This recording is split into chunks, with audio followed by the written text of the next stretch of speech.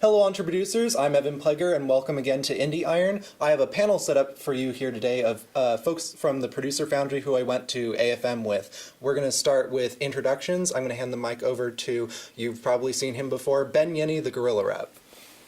Howdy all, thank you for tuning in. As Evan said, my name's Ben. I am the author of The Guerrilla Rep, American Film Market Distribution Success on No Budget, as well as the founder and CEO of Guerrilla Rep Media. Hi, I'm Ilena Ferrer. I'm a producer, excuse me, with Real Freedom Films. Ben's book was one of the reasons that we went to AFM. No, truthfully. And this is my something. Producer, director, writer. Yeah, we're producer directors together. We for work Real all the Freedom time Films. together. Hi, my name's Shelly, Prevost, and yeah, we work together so closely, it's very difficult to actually define our roles. We started off as producer, director, but we do so much overlap now that it's almost impossible to maintain those traditional roles.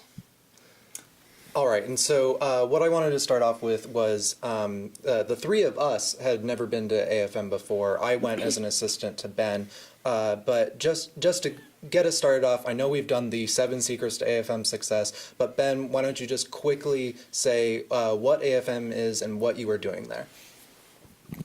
Well, the American film market is still the best, most reliable way for filmmakers to find traditional non-DIY distribution. It's a place where filmmakers can go to establish relationships with distributors, which will be one of the most valuable tools in your tool belt as a producer.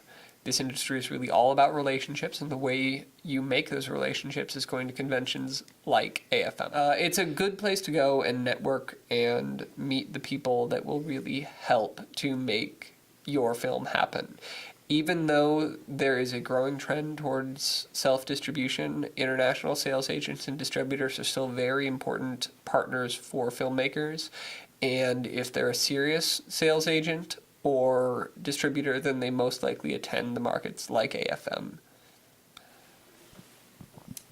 So, Shelly and Ilena, I met you at the producer Foundry, and we talked about Ben's book before heading out to AFM. Was it good enough preparation? Like, what were your first thoughts walking into the convention hall? It really helped us get ready to just what our expectations should be. I felt like we were pretty well prepared, and our first time we really were there to meet people, make connections, just establish those relationships more than selling a film. And so we were still prepared to do that. We had all the materials and talking points, and we set up appointments and all that. So Ben's book definitely walked us through the process of being successful at AFM. I'd like to just second that. We had so I read the whole book before we went, and I found it particularly helpful in a couple things because it led me to know what to expect when I got there. It also, in the back of the book, was very useful that it had a questionnaire that Ben had sent out to producers and to distributors and asked them, well, what are you looking for from people who come to you at AFM? And that was really helpful for me to feel like, oh, these are actual words, not just anybody saying it, but these are the people you're going to be talking to. What do they want to see from you? What do they want to know from you?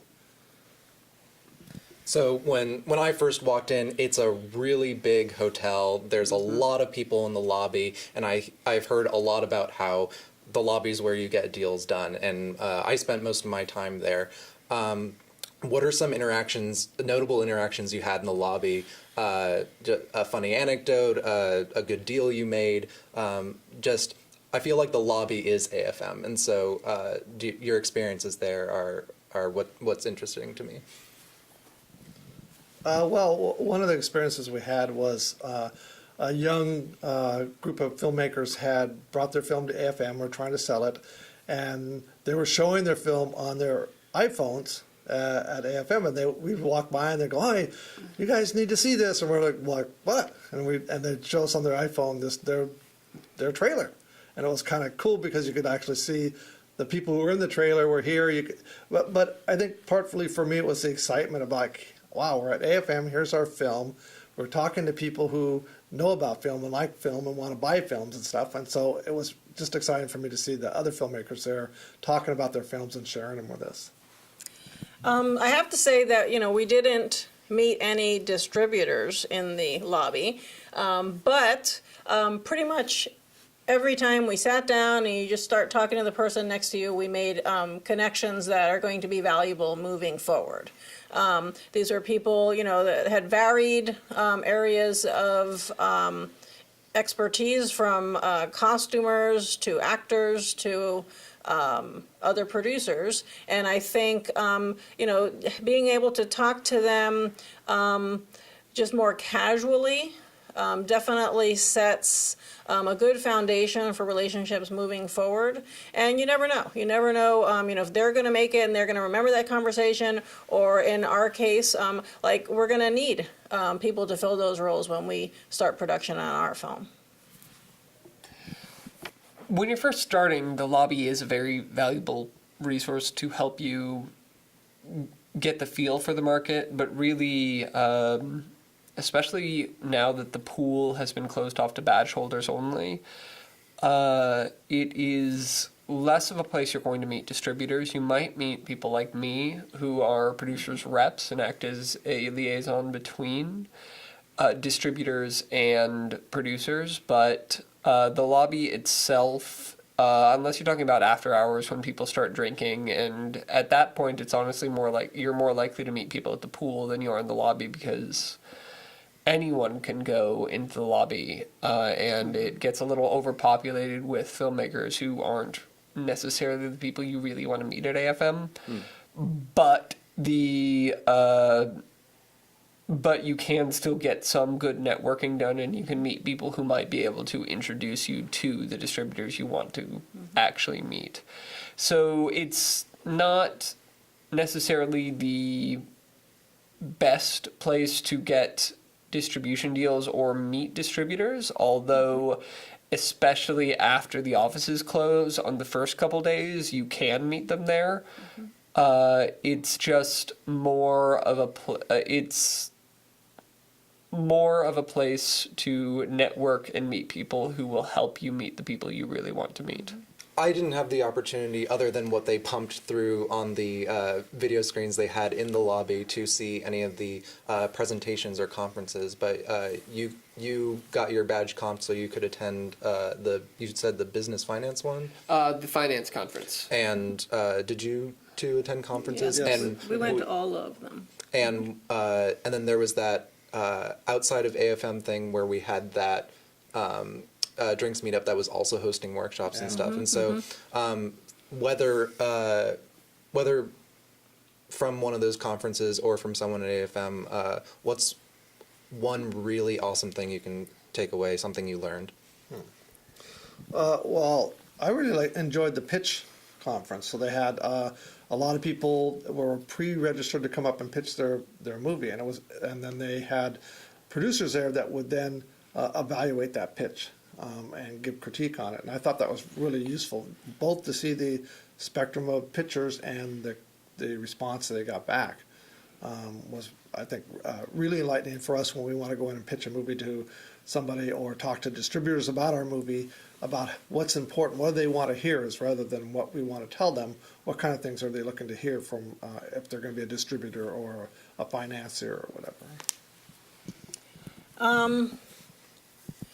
I don't know if there's, like one specific thing, but just kind of talking about the conferences, I thought they were all really informative, mostly because of the breadth of experience that the panelists all had. I thought they were really good in who they brought in to be on the panels.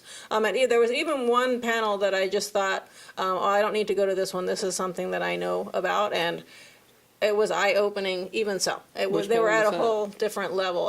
The social media marketing, because I've been to a ton of stuff about social media marketing, but this was on a whole different level, and so. I just thought they were all really good. I don't know about from year to year if they're, different enough, but at least definitely for the first time, it was invaluable to go to those. And like I said, and all the panelists, so they give you the information on who the panelists are, where they work, and those are people that, they said things that I want to follow up on. The conference series this year seemed to be more heavily geared towards filmmakers than buyers or distributors, because most of the people who actually buy the tickets to these are more filmmakers. And there's a lot of things that are good about that, but unfortunately, due to the fact that it is geared towards filmmakers, there was not that much real industry data that was shared. Okay. There was also not that I felt like the stuff that you learned at the conferences, most of it you could pick up through independent reading and just of both articles and books that are already out there, which was a little disappointing because it used to be that the AFM Finance Conference was the real standard in high-level film finance education and keeping up on industry trends for that. But it's been geared more towards filmmakers who often don't understand that to the same level that the buyers and distributors do. So because of that, honestly, the buyers and distributors are not really attending as much as they used to. But that said, one of the biggest trends that came out of the finance conference was that technology is really influencing film, and it has influenced film from its inception. It was a technological innovation that made filmmaking possible. Right.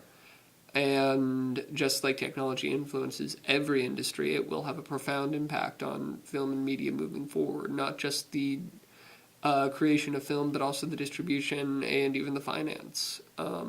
There was speculation that groups like Alibaba, Google, and others will actually enter the space, the filmmaking space, possibly by even buying some of the larger studios, given some of their acquisitions, like I think it was $4.2 billion for Instagram. That's not that different from what a studio would cost to buy if they're really looking to generate high-end content. So people talk about how in Hollywood that it's about who you know, and AFM is known as like the biggest Hollywood networking event for filmmakers. And it's certainly a different environment from like our community groups like the Producer Foundry up here. What are some things that you had to do or experience you had networking in that type of environment? I found that like my mustache got me into the most Yes. conversations. Having something distinctive about yourself really helps you just enter into talking with strangers. So what was it like networking at the American Film Market? Well, I thought once we had our badges and we could go upstairs, so there had been some companies that we made appointments with, but there was also other ones that we dropped in on. And I want to say that everybody was really welcoming and nice. Most of them actually spent some time with us and talked to us about our projects and, seemed to be interested in forging those relationships. One of the things that Shelly and I focused on was making sure that we got to meet women-led companies, and so that was something that we did, and also I think we were pretty successful at. We made those relationships, and moving forward, I think we'll be able to grow them. Yeah, I think one of the things we did was our homework ahead of time. So we spent a lot of time researching the people who did the kind of films we make. And so we knew a lot about the people going in. And I think that helps a lot in the sense that you're not just desperately trying to find anybody who will talk to you, but that you know about them and there's a connection you'd like to talk about.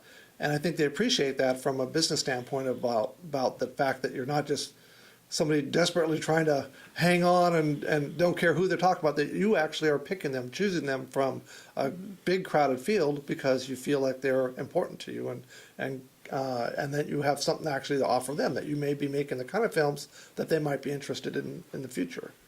And I think that helped us a lot to then go, when we met them, we said, hey, we saw your lineup of films and stuff, and we make this kind of film. We're these kind of people, when, in the case of women-led, that immediately told them that, hey, we actually are choosing you because we feel you're right kind of distribution people for that may be doing our kind of movie.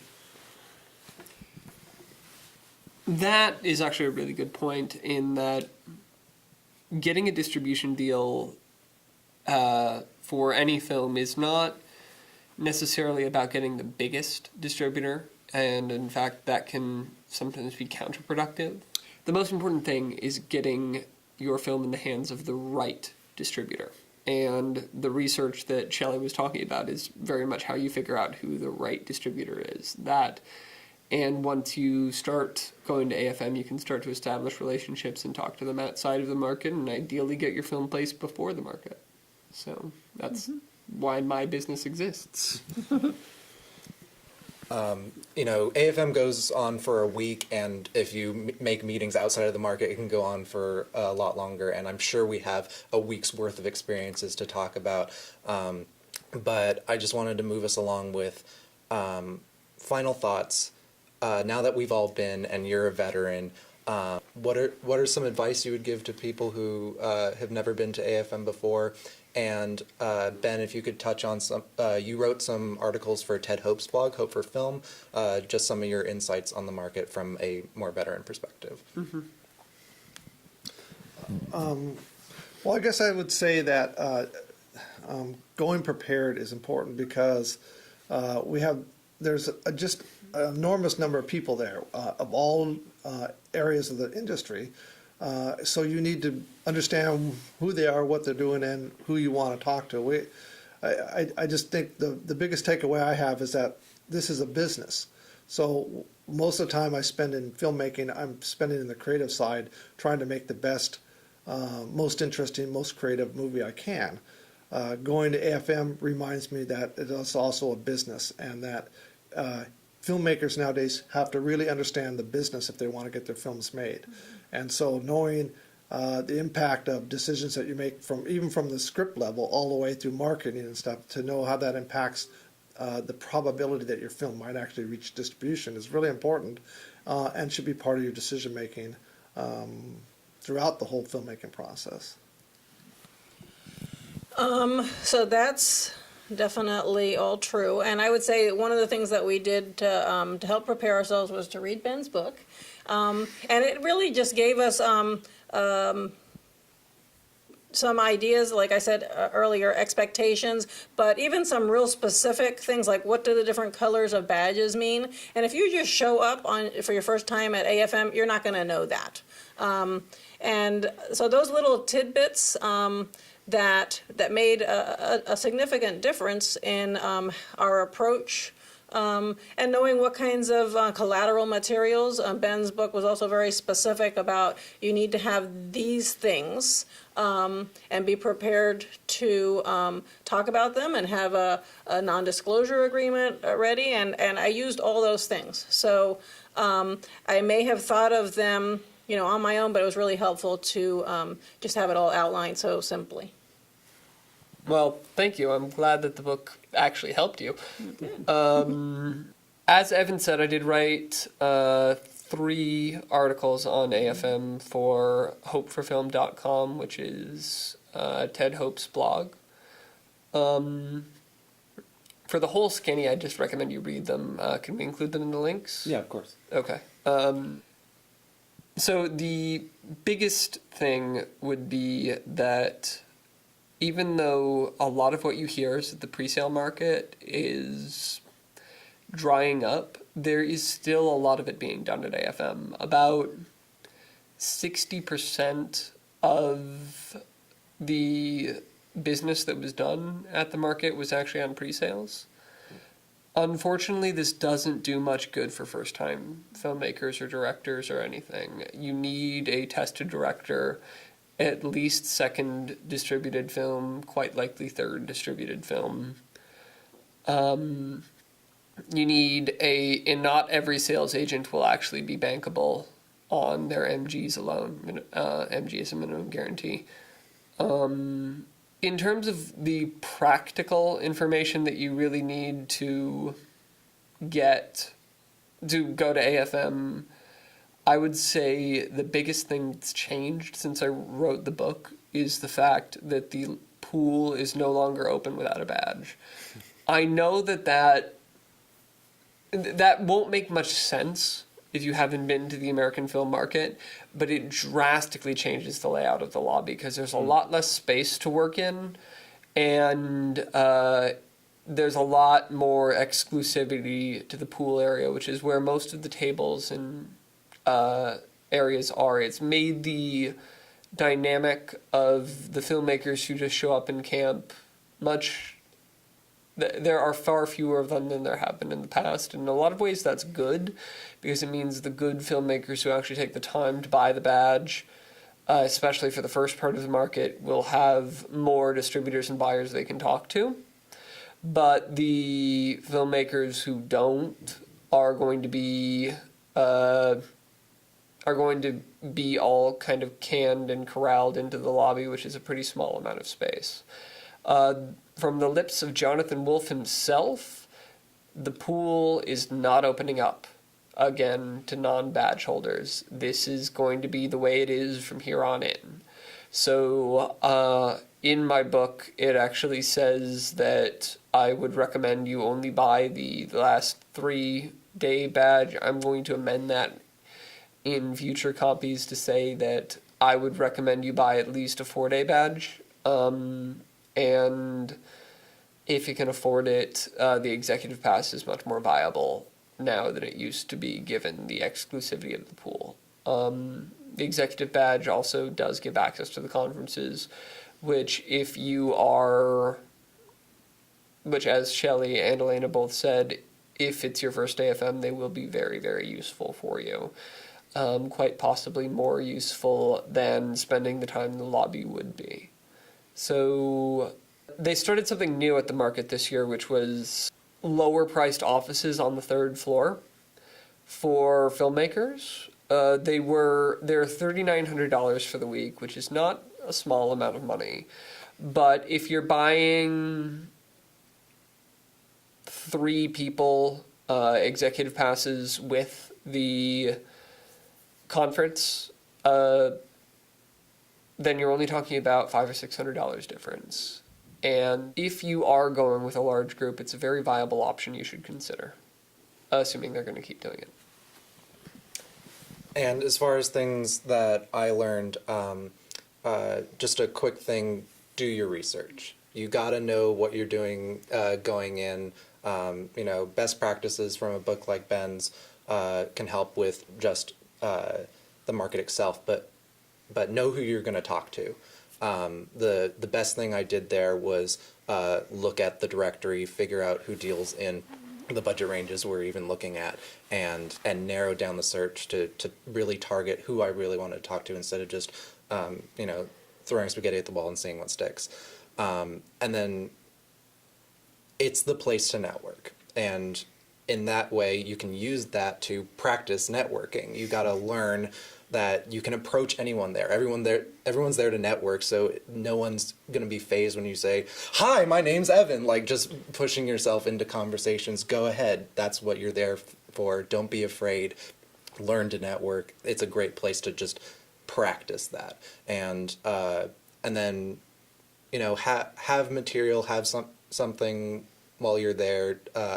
I met a lot of people who are just there to meet people, but they're less interesting than, I have this project that I'm really passionate about. And so having something, being noticeable, like having a fancy tie or a fancy mustache or green hair or being very tall, as we've said, distinguishing characteristics can help break the ice, and don't be afraid to introduce yourself. and do your research. And Ben, I think you have one last thing to say. Yeah. While research is important, the other thing that is absolutely make or break for success at AFM is following up. So don't think that your work is done when you're done with the market. You've got to actually follow up with everyone. And other than that, thanks for watching and check out my book. Yeah, you'll end up with a stack of business cards like this. Mine was not quite as substantial as yours, but how big would you say your stacks were? Oh, we get pretty Pretty big. big. Yeah. And there weren't just anybody's. One of the things we did was we got the ones we wanted. So we're still following up with them. They're communicating with us. So we think that's really successful because these are the people who buy films or distribute the films we make. So we're going to be talking to them more. All right, so these have been our thoughts on AFM. Thanks again for tuning into Indie Iron. I'll see you again next time.